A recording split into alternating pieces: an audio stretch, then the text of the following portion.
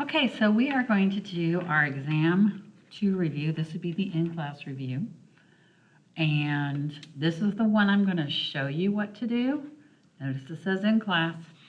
This is the one you need to do. So this is the 1324 Business Math Exam 2 review.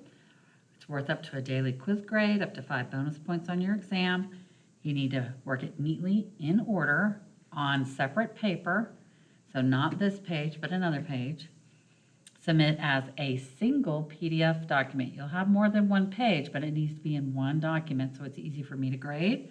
It has to be submitted before you take the exam. So it's similar questions. You've got a total of 13 questions to work, and then you have a key that is mapped out for you. Okay? So the key will help you with making sure you have the correct answers. But you can't just write the key, you got to show your work. All right, so let's look at question 1.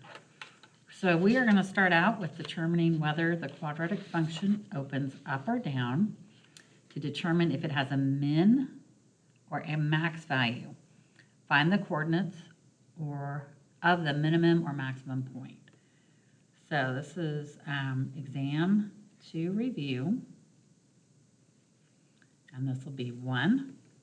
We're going to do part A. We are given h of x equals to x minus 4 squared minus 9. The first thing you have to look at is what is the format of this. This is written in h of x equals a times x minus h squared plus k format. And the vertex will be h comma k. That vertex is going to be your max or min because it's either going to open up like this or it's going to open down like this. So this would have a max value. This will have a min value on your parabola. All right, so because the part A, that is right there, is positive, that tells us that it's going to open up. And because it opens up, we will have a minimum. And we're going to follow the HK. This is our H. This is our K. The X minus H is part of the formula. So you're just going to pull that number. You're not going to pull the negative sign. If it was a positive 4 here, then we would pull a negative out because it needs to be opposite of the number sign you're seeing. So you see negative 4, it will be positive 4. If I saw positive 4, this would be negative 4. And then our K is exactly what we see. It's negative 9, so it'll be negative 9. And that would be your answer to find the coordinates of the max or min. Determine if it opens up or down, if you have a max or min, and there you go. All right, so part 2, or part B, we are given f of x equals x squared plus 4x plus 3. Now for this one, our formula is different because of the format, because it's an f of x equals ax squared plus bx plus c format. The formula is going to be negative b over 2a and then find the function value at negative b over 2a. So basically you find the x and then find the f of x, which is your y. So again, our a is positive, so we know it's going to open up.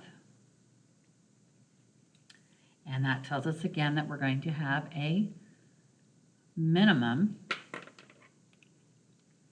And so we're going to look at negative b over 2a. So our b is 4. So negative 4 over 2 times our a, and our a is 1.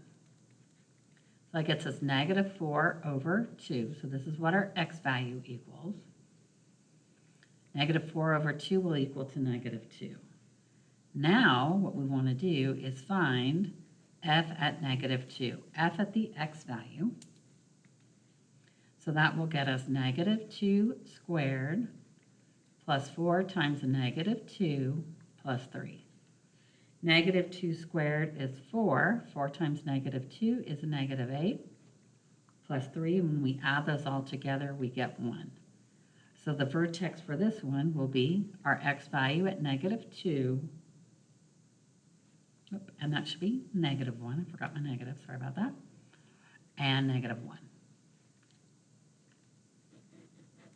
Okay, so that is our first problem, finding our max and min coordinates. All right, example 2.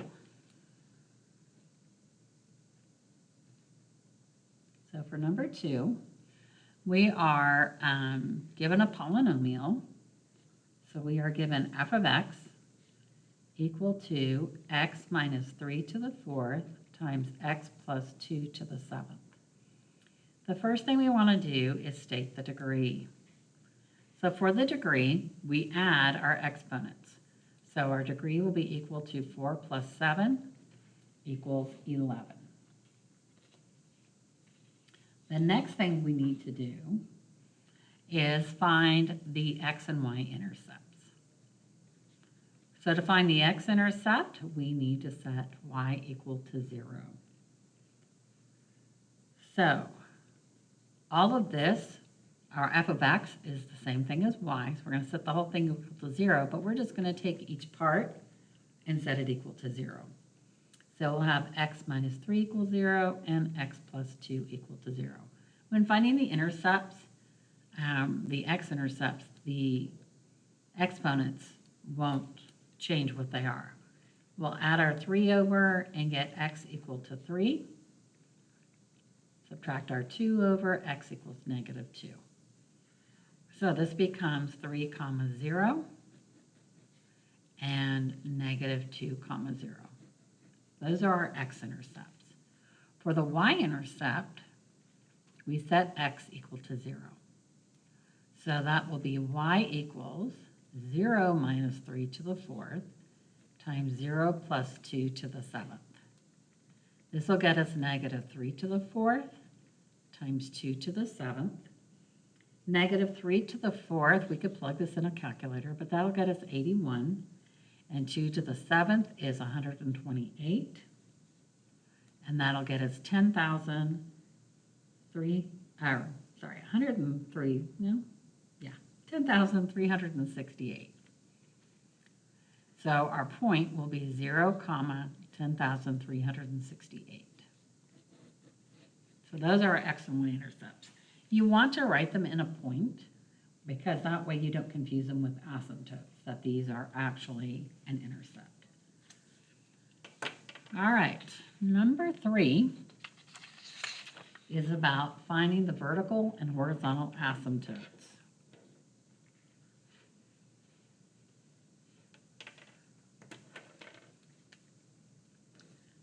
So parts, we're finding the vertical and horizontal asymptotes for different equations. So for the vertical asymptotes, remember, those are for the value of the problem, so basically the denominator. The first one we're looking at is f of x equals to 2x minus 3 over x minus 7. So the vertical asymptote will deal with the value, or the denominator of it. We'll take it, set it equal to 0, and we get x equal to 7 when we add the 7 over. For the horizontal asymptote, we look at the highest degree.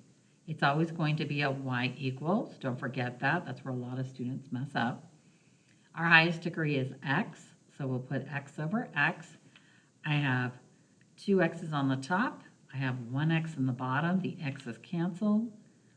And we get y equals 2 for our vertical asymptote. You actually have to show that work. You can't just willy-nilly and put just something. You've got to show me all of the steps there. All right, if we have f of x equal to 2x squared minus 3 over x plus 4. My vertical asymptote is x plus 4 equal to 0. So x will be equal to -4 when I subtract it over. And my horizontal asymptote, I have y equals, my highest degree this time is an x squared, so x squared over x squared. I have 2x squared on the top, and I don't have any x squareds because I only have an x. So I have 0x squareds. The x squareds cancel. 2 divided by 0 is undefined. So that means we have none. Our last asymptote problem is going to be where f of x is equal to 2x minus 3 over x squared minus 4. So for the vertical asymptote, I have x squared minus 4 equal to 0. Now I can solve this one of two ways. I can either factor this using the difference of squares, because it's x squared minus 4 squared, so it's x a squared minus a squared. Or I can use the square root principle and add 4 to both sides. It doesn't matter either way you want to go. I'm going to go ahead and factor it. So we'd have x minus 2 times x plus 2 equal to 0. X minus 2 equals 0, x plus 2 equals 0, so x will be equal to 2, and x equals -2. So these are the vertical asymptote. You could have also have done this as x squared minus 4 equal to 0, add the 4 over, take the square root of both sides and get x equal to plus or minus the square root of 4, which is 2. So you'd still get x plus 2, x minus 2. Either way works. All right, for the horizontal asymptote, I get y equals, my highest degree is again x squared. This time on the top I have 0 x squareds, and on the bottom I have 1. 0 divided by 1 is 0, so y equals 0 is my asymptote. A lot of students miss points because they don't write it as x equals or y equals. They are an equation of a line, and you have to write them that way. So make sure you don't forget the x and the y and lose a point on that. All right, next question. We are on to question 4. Solve the system. So we've got a system here.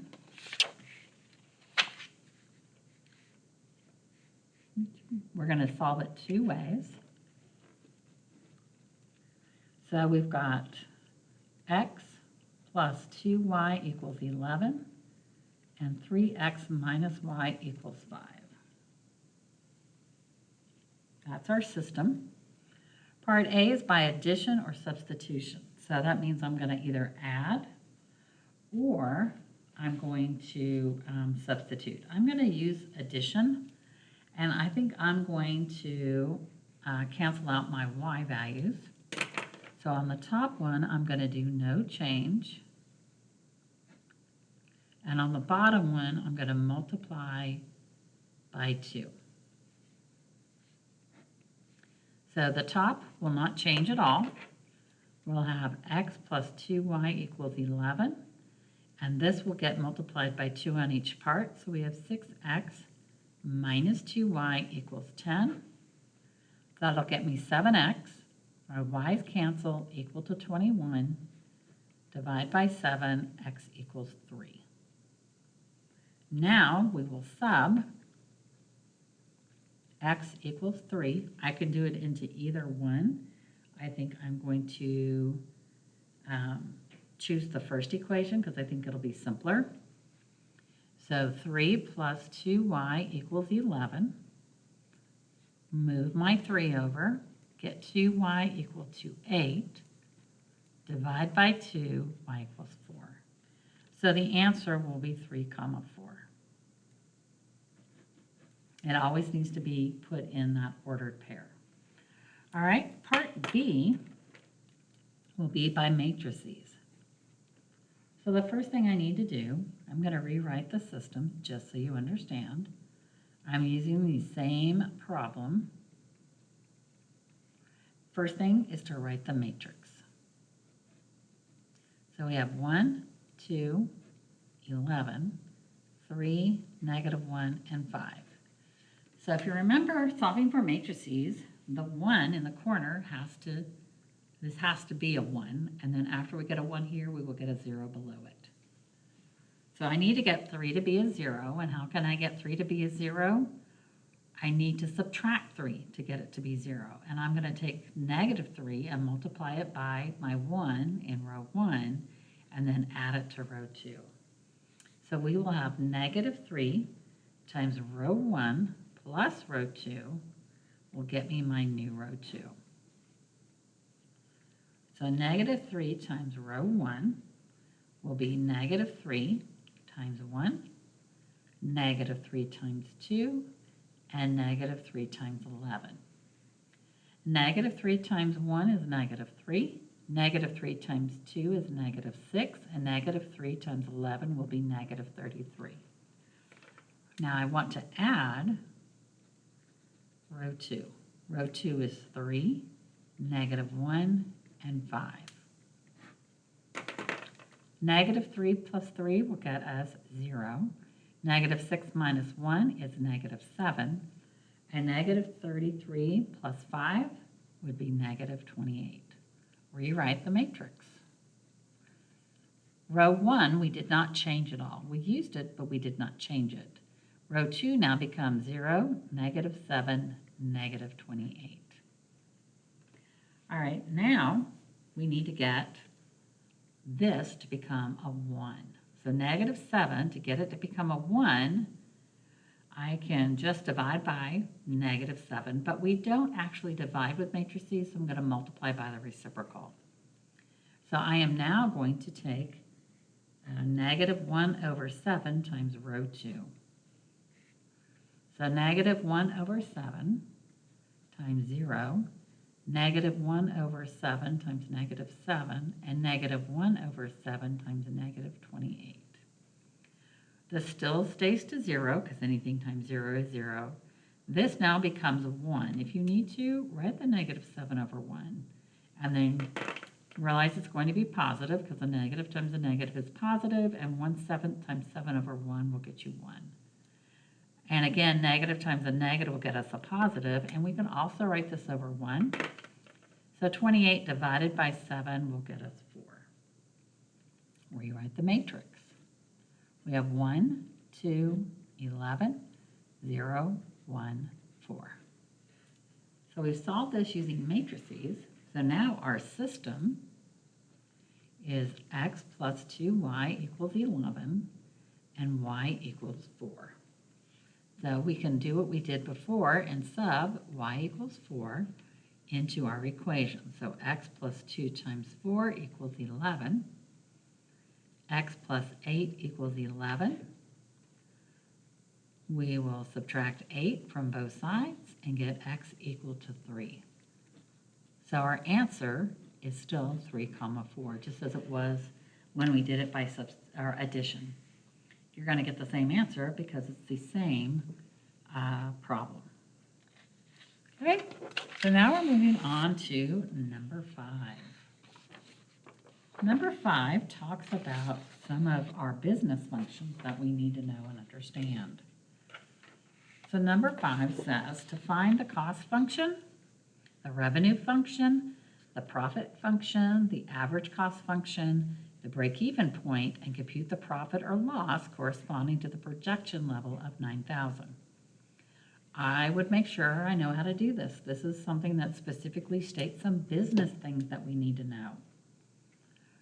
So a manufacturer has a monthly fixed cost of $21,000 and a production cost of $7 per item. Their product sells for $14 an item. So we are going to go find all of the functions we were asked to list. All right, so this is number 5. The first thing we need is the cost function. So with the cost function, you have the variable cost and you have the fixed cost. It has a fixed cost of $21,000 and a production cost of $7 per item. That's your variable cost. All right, so that's going to get us 7 times our variable plus the fixed costs that don't change. It costs that much money each month to run our, to make our product. All right, the next one we were asked is the revenue function. Revenue function is how much do we sell the product for times the variable. The product sells for $14 an item, so it's going to be 14x. That's our revenue function. Now the profit function is going to be the revenue function minus our cost function. It's going to be our revenue minus however much it costs. Sometimes students make this backwards, so make sure you're thinking about it's how much I make minus how much I have to pay out for my cost. So my revenue is 14x minus, and I have to subtract the whole thing of 7x plus 21,000 because that's my cost function, which is right here. Distribute that negative, you get 14x minus 7x minus 21,000. Simplify by combining like terms. 14 minus 7 will get us 7x minus 21,000. And that's our profit function right there. All right, the next thing we were asked was to find the average cost function. Our average cost function is C bar of x. And it is equal to the cost function divided by the number of items that we make, because the cost function is based on how many of those items we do. So this will be 7x plus 21,000 divided by x. That is your cost function, okay? So I'm just going to box it. You don't have to show me the C of x over x, but C bar of x will be equal to that. Now, the next thing it said is the break-even point.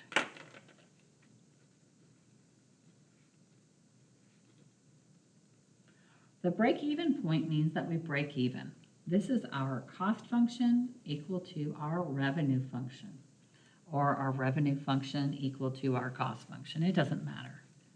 Revenue equals to cost, or cost equals revenue. It doesn't matter which side you put it on. Our revenue function was 14x. Our cost function was 7x plus 21,000. Move my x's to one side, and I have 7x equal to my 21,000. Divide by 7, and my x equals 3,000. So what that means is when I make 3,000 items, I don't make any type of profit. I break even. So my costs are balanced out. Okay, that's the break-even point. It needs to be in a point because it's a break-even point. Now you need to know how to find the cost and revenue function to even find that. All right, the next thing it asked us to do was compute the profit or loss corresponding to a production level of 9,000. So our production of 9,000, what is our profit? Well, we're using our profit function right here. So 7 times 9,000, whoops, not plus, but minus 21,000. 7 times 9,000 is 63,000 minus 21,000, which will get us $42,000. It's a positive, so this is a profit. Okay, so the profit is going to be $42,000. But again, if you can't find the profit function, you can't do this part. So you've got to know what these functions are, and you've got to know how to find them. That would be your wink, wink, nudge, nudge. Know how to do that. All right, a manufacturer has found the profit in dollars. Is P of X equal to this function? Find the unit price that generates the maximum profit, and then find the maximum profit to the nearest whole dollar. We already talked about max and mins a little bit ago when we talked about the vertex. That's the same thing we're going to do here. So for problem 6, we are given p of x is equal to negative 2x squared plus 540x. Again, we have an ax squared plus bx equation or function. So we're going to use our formula of negative b over 2a with the function at negative b over 2a. So remember, this is our x and this is our y. So to find our x, we have negative b over 2a. So negative b, so b is 540, so negative 540 over 2, and a is negative 2. So this is our a right here, and this is our b. So that'll get us negative 540 divided by 2 times negative 2 is negative 4, which will get us 135. That's our x value. All right, now to find our y value, we need to find our function at 135. So this will get us negative 2 times 135 squared plus 540 times 135. We can put this in a calculator and we get 36,450. You do need to show all your work, so I need to see what you're doing here. Again, you don't have to show me this part right here, but I need to see that. Right here, I need to see you plug them in. Don't just give me the answers. Make sure you're showing me the work because the work is part of the points on your exam. All right, our next question is number 7. So on number 7, we're solving using the systems of equations. So we have an example here. The Metropolitan Theater is selling tickets for a premiere opening of a play. They charge $14 for adults and $9 for children. A total of 486 tickets have been sold, totaling $51.04. How many adult and children tickets were sold? All right, so we've got to figure out what we're doing here. So on number 7, first of all, we have adult plus the children is going to be the total tickets and the total amount of money. So the first part is we have 2 totals. We have a total of 486 tickets, and we have a total amount that was brought in of $51.04. So I'm going to use x plus y equals my total of tickets, and the total number of tickets is 486. And then I'm going to put the cost on each one. So the cost for adults was 14 plus 9 for the children brought in a total revenue of 5104. So now I've set up a system of equations through the word problem of total of tickets bought or sold, total of ticket prices equals the total of ticket price money that was brought in. All right, now I need to solve this. So I think what I want to do is cancel my y's because the y's have a smaller number. So I'm going to multiply this by negative 9 and no change on this one. All right, so this will get me negative 9x minus 9y, and negative 9 times 486 will get us negative 4374. And then we'll bring this one over of 14x plus 9y equals 5104. When I add these together, I get 5x, no y's, equals to 730. We will divide both sides by 5, and x equals 146. Now, I need to find out how many children tickets were sold.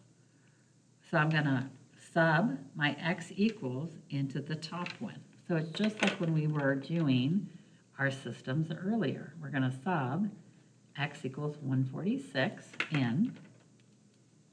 So 146 plus y equals 486.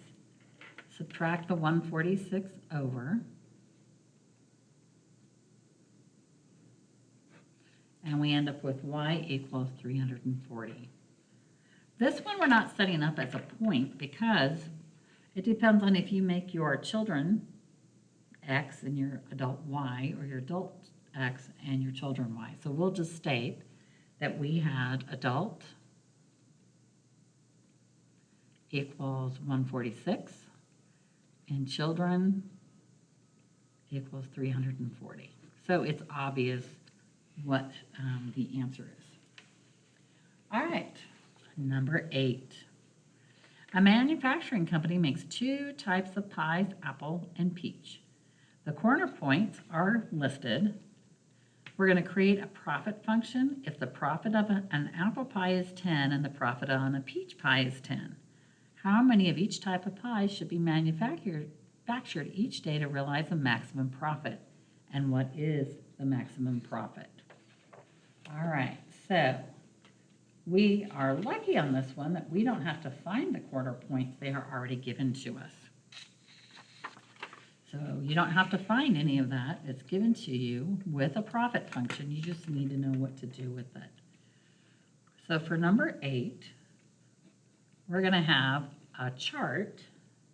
To me, if you do things kind of the way that I teach them, you might find that you'll recognize things on the exam to kind of help you out. We are given corner points of 0, 0, 0, 16, 20, 0, and 16 and 8. So I need to plug in my points, my corner points for my x and my y. So here I get p equals 10 times 0 plus 10 times 0. Well, that's kind of obvious it's going to be 0, so we're not going to, that won't be our maximum. Here we would have p equals 10 times 0 plus 10 times 16. That'll get us 0 plus 160, which will get us 160. Our next one is p equals 10 times 20 plus 10 times 0. 10 times 20 would be 200 plus 0 will get us 200. And our last one, we have 10 times 16 plus 10 times 8. So this one is going to equal 10 times 16 is 160 plus 10 times 8 is 80 will get us a total of 240. So where is our max? This is our biggest value, so this is the max. And our max profit is $240 when 16 apple pies and 8 peach pies are made. Okay? All right. We are on to number 9.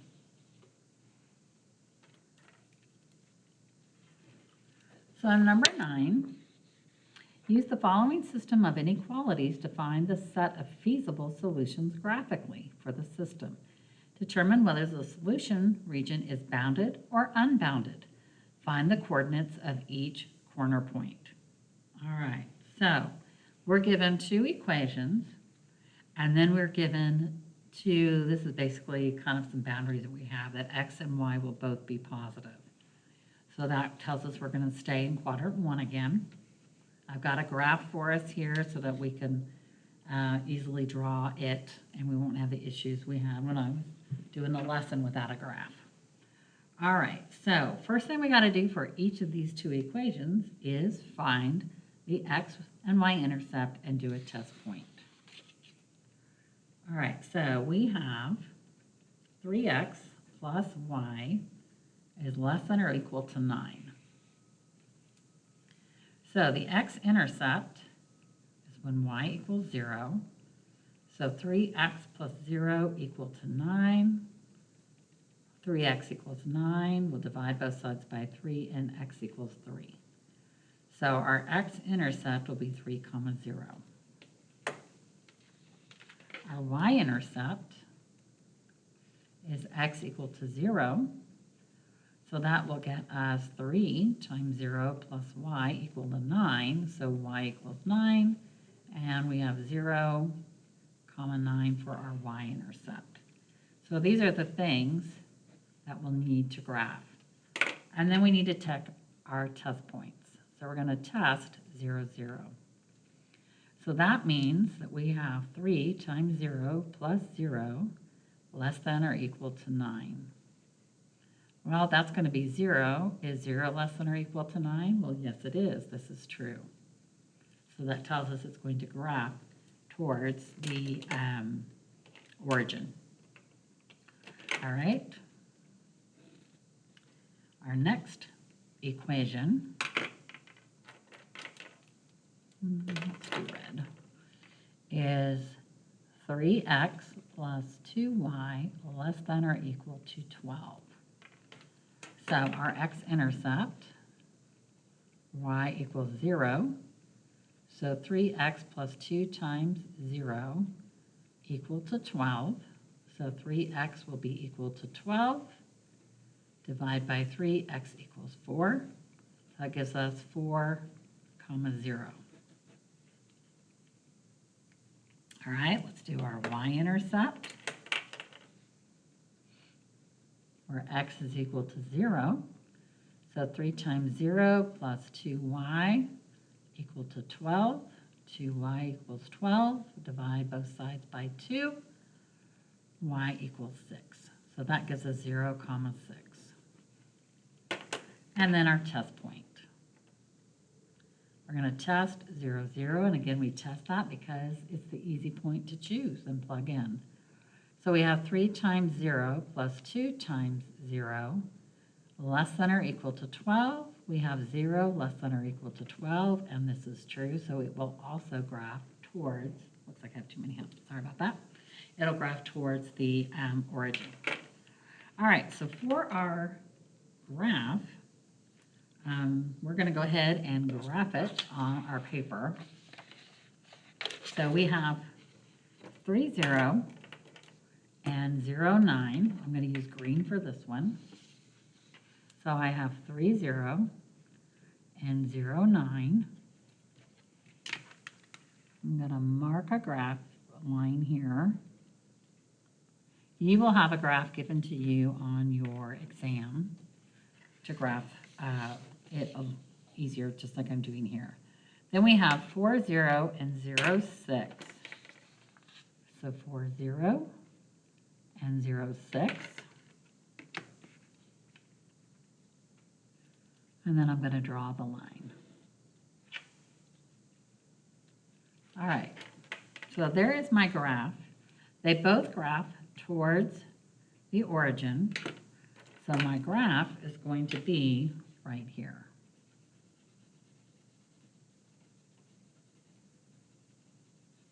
So there is my origin, or my graph. So is my graph, I need to now determine, is it bounded or unbounded, and find the coordinates of each corner point. All right, so looking at my graph, I can tell, because it's bounded on each side, because we also have the x and the y being positive or non-negative,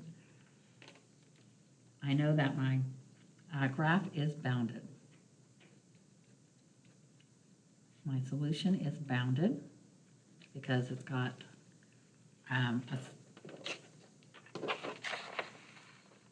a side to each part of the graph. If it had graphed up here, it would be unbounded. Now for my corner points, I need to find the ones I already know. So I know it's at 0, 6. I know it's at 0, 0. And I know that it is at 3, 0. I don't know the last one. I kind of guess that it is at 2, 3, kind of looks like. Depending on how well you drew your lines, maybe it's at 4. but it's somewhere up there. I can guess at that one, but I need to know for sure what it is. So how do I find that? I gotta do my system of equations.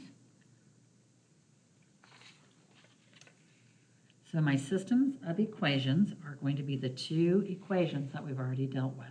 These two equations will make up my system, and I'm going to see where they intersect, because that's where the two lines will intersect on my graph. All right, so we have 3x plus y equal to 9, and 3x plus 2y equals 12. So I think I'm going to cancel out my x's because they match, and except I need one of them negative. I'll multiply the top one by negative, so I end up with a positive value down here and a positive y. So this one I will multiply by -1, and the bottom will be no change. All right, so this will get us -3x minus y equals -9, because I multiplied each of those by -1, and we will bring this one straight over. The x's will cancel. We're left with y equal to 12 minus 9 is 3. So now we will sub y equals 3, and I'll plug it into the top one just because the numbers are a bit smaller. So I'll have 3x plus 3 equal to 9. Move my 3 over. I get 3x equal to 6. Divide both sides by 3, and x equals 2.